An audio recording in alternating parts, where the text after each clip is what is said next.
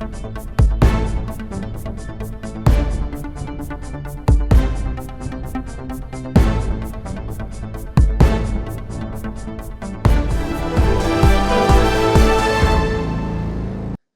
Welcome to ఋషి reports.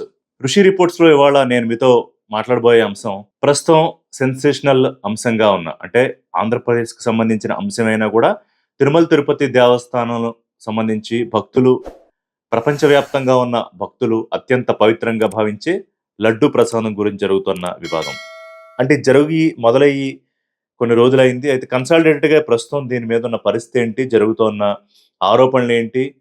Cinema నటుల స్పందనలేంటి? అలాగే Pawan Kalyan deputy సీఎంగా దీని మీద చేస్తున్న దీక్షలేంటి? వీటి గురించి మాట్లాడదాం. అసలు తిరుమల తిరుపతి దేవస్థానం యొక్క ప్రసాదం అంటే ఎప్పుడో 1803 ఆ టైం నుంచి బూందీ ప్రసాదం ఇవ్వడం ప్రారంభించారు. అంతకుముందు 1400 సంవత్సరంలో అప్పాలని, తర్వాత ఇంకొకటి ప్రసాదాలు చేస్తూ 1803 నుంచి బూందీ ప్రసాదం, 1940 నుంచి అంటే చరిత్ర చూసుకుంటే 1940 నుంచి దాన్ని లడ్డూగా తయారు చేసి ఇవ్వడం. అందులో అతి నాణ్యమైన ఆవు నెయ్యి, అలాగే ఇతర పదార్థాలు వాడుతూ అత్యంత రుచికరంగా ఉండేటట్టు దాన్ని తయారు చేస్తూ ఉన్నారు. దానికి ఒక ప్రత్యేకమైన పేటెంట్ ఉంది. సీసీ కెమెరాల పర్యవేక్షణలో ఆ ప్రసాద్ తయారీ అంతా జరుగుతుంది. దానికి ప్రత్యేకమైన సిబ్బంది ఉంటారు. వాళ్ళు చాలా ఆచార వ్యవహారాలు పాటిస్తూ ఇదంతా చేస్తారని మనకు తెలుసు. కానీ ఎప్పుడైతే చంద్రబాబు నాయుడు గత ప్రభుత్వ అధీనంలో జరిగిన అపచారం, ఈ ప్రసాదానికి సంబంధించి దాంట్లో జంతువుల కొవ్వు, చేపల నూనె ఇవన్నీ కలిసాయి. చాలా దారుణమైన విషయం. దీని మీద విచారణ చేసి చర్యలు తీసుకుంటా ఉన్నారు. అయితే నాకేమనిపించిందంటే గౌరవ ముఖ్యమంత్రి చంద్రబాబు నాయుడు ఈ విషయాన్ని ప్రెస్ మీట్ పెట్టి ప్రజలకు చెప్పే ముందే ఒక విచారణ కమిటీ వేసి ఇప్పుడు ఏదైతే సర్వశ్రేష్ఠ త్రిపాఠి సీనియర్ ఐపీఎస్ ఆధ్వర్యంలో ఒక సిట్ వేశారో ఆయన హెడ్‌గా, ఇదే కమిటీని ఇంటర్నల్‌గా ముందే వేసి పూర్తిగా నివేదిక వచ్చిన తర్వాత ఆ వాస్తవాలతో కూడిన విషయాల్ని ప్రజల ముందు పెట్టుంటే ఇప్పుడు ఇంత స్పెక్యులేషన్‌కి అవకాశం ఉండేది కాదు. అంటే ఎలాంటి వార్తలు వినాల్సొస్తుందంటే ఏదో ఎలుకలు ఉన్నాయక్కడని, ఎలుకలు పాకుతాయని, లేకపోతే ఇంకా పొగాకు కట్టలు ఉన్నాయని రకరకాల వ్యవహారాలు. అంటే ఎందుకంటే ఒకటొచ్చిన తర్వాత దాని మీద వి కెనాట్ కంట్రోల్. ఇంకా ఎవరు ఏం మాట్లాడాలంటే దాని మీద మాట్లాడతారు. ముఖ్యంగా ఇక్కడేంటంటే జగన్మోహన్ రెడ్డి అన్యమతస్థుడు. అందరికీ తెలిసిన విషయమే. వారి కుటుంబం క్రిస్టియానిటీని ఫాలో అవుతారు. అది భారతదేశంలో మత స్వేచ్ఛ ఉంది. ఎవరు ఏదైనా ఫాలో కావచ్చు. అయితే ఆయన గౌరవ ముఖ్యమంత్రిగా ఉన్న సమయంలో ఏర్పాటు చేసిన టీటీడీ బోర్డు తప్పిది, జగన్‌ది కాదు అని పవన్ కళ్యాణ్ డిప్యూటీ సీఎం స్థాయిలో అన్నారు. అది ఒక అంశం.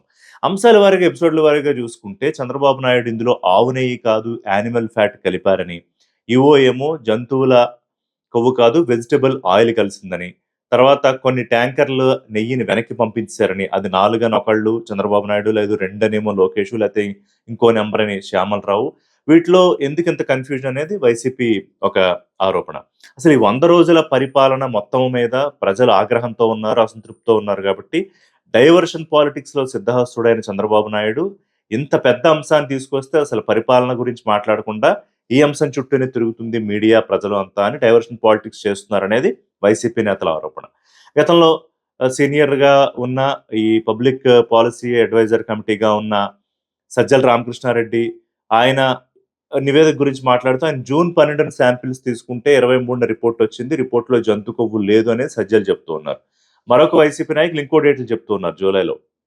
సో, ఈ టెక్నికాలిటీస్, రిపోర్ట్స్ అన్నీ ఎప్పుడు బయటకొస్తాయంటే, సర్వశ్రేష్ఠ త్రిపాఠి ఆధ్వర్యంలో ఏర్పడిన సిట్ ఒక నివేదిక ఇచ్చిన తర్వాత, అందులో పూర్తి స్థాయి అంశాలు తెలియాలి. ప్రజల ముందు కూడా పెట్టాలి. ఎందుకంటే, ఈ వ్యవహారం చాలా ఇంపార్టెంట్. ఎందుకంటే, తిరుమల తిరుపతి దేవస్థానం వెంకటేశ్వర స్వామిని కలియుగ దైవంగా చూస్తారు. ప్రపంచంలోనే అత్యంత ఎక్కువ మంది భక్తులు కొలిచే దేవుళ్ళలో వెంకటేశ్వర స్వామి ఒకరు. తిరుమలకి ఆ ప్రాశస్త్యం ఉంది. సో, అక్కడ ఇచ్చే ప్రసాదానికి కూడా అంతే ప్రాశస్త్యం ఉంది. మరి ఈ విషయంలో ఇంత రాద్ధాంతం జరగడం అనేది ఖచ్చితంగా దురదృష్టకరం. ఇక పవన్ కళ్యాణ్ ఆయన ప్రస్తుతానికి వరాహి దీక్ష, అలాగే ఈ తిరుమల తిరుపతి దేవస్థానానికి సంబంధించి, అలాగే ఈ లడ్డూకి సంబంధించి కూడా ఆయన చాలా సీరియస్‌గా రియాక్ట్ అయ్యారు. ఎంత సెన్సిటివ్‌గా ఉందంటే ఇష్యూ ఏదో సినిమా ఫంక్షన్‌లో సినిమా నటుడు అంటే తమిళ నటుడైనా ఆయన సినిమాలు తెలుగులో కూడా వస్తాయి. 'కార్తీ' ఎవరో అడిగిన ప్రశ్నకు లడ్డూ కావాలని ఆయన దానికి అది చాలా సెన్సిటివ్ విషయం. దాని గురించి మాట్లాడకూడదని దాని మీద కూడా కొంచెం నవ్వారని పవన్ కళ్యాణ్ సీరియస్ అవ్వడం, దాని మీద మళ్ళీ ఆయన సారీ చెప్పడం, దాన్ని యాక్సెప్ట్ చేయడం అన్నీ జరిగాయి. మరోవైపు ప్రకాష్ రాజు. ప్రకాష్ రాజు పవన్ కళ్యాణ్ విషయంలో కొంత ఆయన దీంట్లో కాస్త అతిగా ప్రవర్తిస్తున్నారనో, లేకపోతే నిజానిజాలు తెలుసుకోకుండా కామెంట్స్ చేస్తున్నారనో, దాని గురించి 'ప్రకాష్ రాజ్ వర్సెస్ పవన్ కళ్యాణ్' కూడా ట్వీట్‌ల యుద్ధం నడుస్తోంది. సో, ఇక మీడియా కానీ, లేకపోతే డిజిటల్ మీడియాలో కానీ, ఇది ఇంకా దీని మీద జరుగుతున్న చర్చ ఇదంతా మరొక వ్యవహారం అనుకోండి. దానికసల ఎవరికి తోచినట్టు వాళ్ళు మాట్లాడుకుంటూ ఉన్నారు. సో, నా పాయింట్ ఏంటంటే, దీంట్లో నిజానిజాలు తెలియాలి. నిజంగానే గత ప్రభుత్వ పాలనలో ఉన్న టీటీడీ బోర్డు ఈ విషయంలో తప్పు చేసిందా? ఆవు నెయ్యి పవిత్రమైన పదార్థాలు కాకుండా యానిమల్ ఫ్యాట్స్, అది ఏ యానిమల్ అయినా, ఇప్పుడు కొంతమందేమో పిగ్ ఫ్యాట్ అంటారు. కొంతమందేమో లేపోతే ఎద్దుకు సంబంధించిన కొవ్వని, లేకపోతే చేపల నూనెనని. సో, ఏమిటి జరిగింది? నిజంగానే అవి కలిసాయా? కలిస్తే దానికి బాధ్యులెవరు? వాటికి సంబంధించి చట్టపరమైన చర్యలు ఖచ్చితంగా తీసుకొని ప్రజల ముందు చూపించాల్సిన అవసరం ఉంది.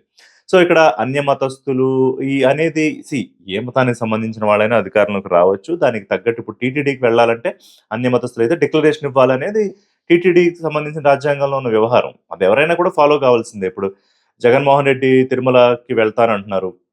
ఆయన డిక్లరేషన్ ఇస్తే కానీ అనుమతి ఇవ్వబోమని ప్రభుత్వం, టీటీడీ. సో, అదేం జరుగుతుందో చూద్దాం. ఇక దీని మీద ఇటు టీడీపీ, ఇటు వైసీపీ, ఇంకో పార్టీ పొలిటికల్ ఆరోపణలు మానేసి విచారణ తేలిన తరువాత దాని మీద రియాక్ట్ అయితే బెటర్ అనేది నా ఒపీనియన్. ఇక మళ్ళీ పేరు నాని తెర మీదకొచ్చారు. పవన్ కళ్యాణ్ గతంలో యేసుక్రీస్తు ముందు మోకాళ్ళ మీద కూర్చోలేదా? లేకపోతే ఆయన బాప్టిజం తీసుకున్నానని చెప్పలేదా? లేకపోతే పలానా మీట్ ఆయన తింటున్నట్టు చెప్పలేదా? ఇవన్నీ కూడా ఆయన మళ్ళీ వెనక్కి తీసుకొస్తున్నారు.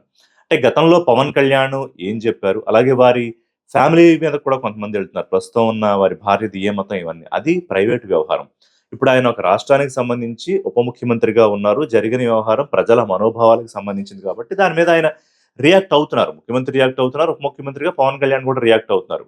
ఆయన దీనికి సంబంధించి ఒక ప్రాయశ్చిత్త దీక్ష కూడా చేయడము, ఇవన్నీ కూడా తెలుసు. సో, అంటే ఏ స్థాయిలో ఎవరు రియాక్ట్ అవ్వాలనేది ఎవరు చెప్తారు? ఆయనకి బాధ కలిగించింది ఆ స్థాయిలో ఆయన రియాక్ట్ అవుతున్నారు. అయితే కొంత అందరూ కూడా సంయమనం పాటించి, పవన్ కళ్యాణ్ కూడా ఈ విచారణకు సంబంధించి స్పీడప్ చేసి, దాని నిజానిజాలు తేల్చి, అప్పుడు ప్రజల ముందుకు ఎవరో బాధ్యులను తీసుకొస్తే బావుంటుందనేది నా అభిప్రాయం.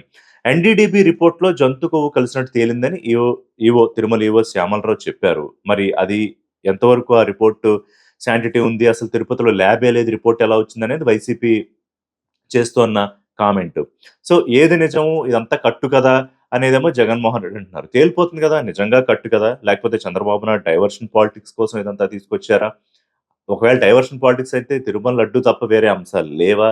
ఏమీ లేకుండా గాల్లోంచి ఇలాంటి వార్తలొస్తాయా? ఇవన్నీ తేలాల్సుంది. సో, ఇందులో ఎవరి రోలు ఏమిటి అనేది పక్కన పెడితే, నిజంగానే టీటీడీలో ప్రసాదంగా ఇచ్చే లడ్డు విషయంలో నాణ్యత లోపం జరిగిందా?